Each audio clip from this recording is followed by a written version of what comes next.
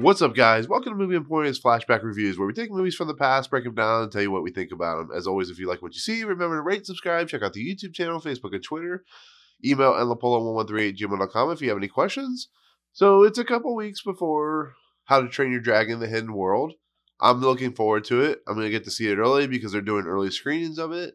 But I wanted to go ahead and do flashback reviews of the first two movies. And so this week, we're going to go ahead and start with the first one, which was How to Train Your Dragon, of course. And this movie is directed by the people who did Lilo and Stitch, Dean DeBlois and Chris Sanders. And so, if you don't know what How to Train Your Dragon is, it's based off a book, a children's book. It's about Hiccup, who is played by Jay Baruchel. He is outcast kind of his Viking culture. He lives in a place called Berg. His father is played by Gerar Butler. He's called Stoic. He is your typical Viking. He's the one you see in the movies and the books and the literature. He's that, rough and tumble, big guy who wants to kill dragons. As the story moves along, Hiccup is, he's, like I said, he's an outcast. He likes to build things. He likes to design things. He wants to be, the normal person. He doesn't want to kill dragons. And during a dragon siege, or whatever you want to call it, dragons are burning down the city of Berg, and they're like destroying everything. They're killing all the sheep. Hiccup actually captures what is called the Night Fury, which is this like mythical dragon that has crazy powers. You look up at the sky, it shoots out its bolt of flames and disappears, and nobody can figure out where it's at. So he actually captures it, and it crashes, and it loses part of its tail, so it can't escape.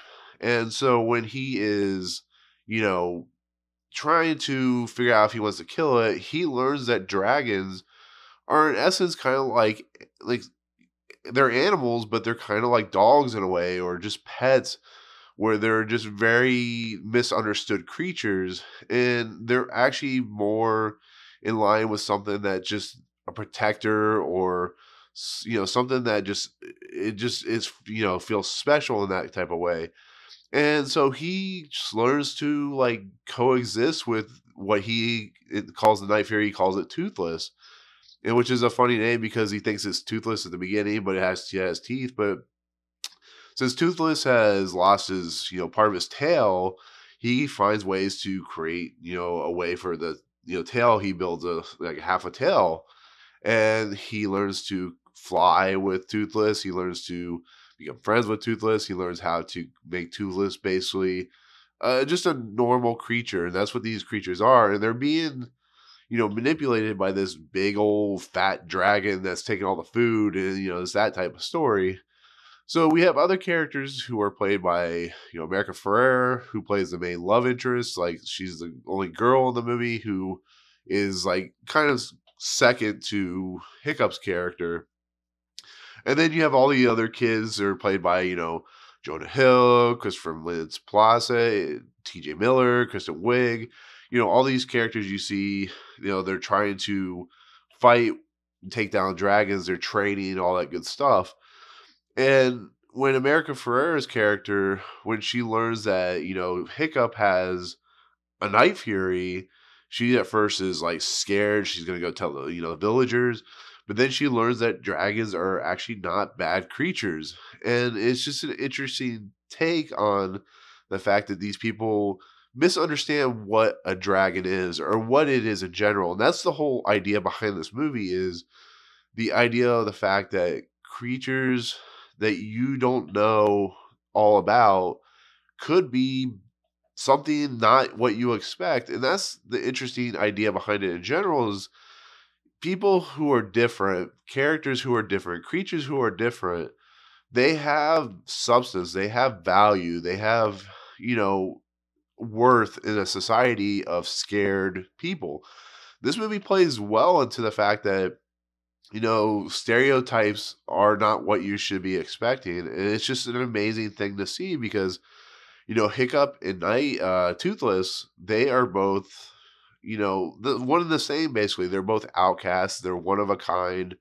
They're just creatures of different habits.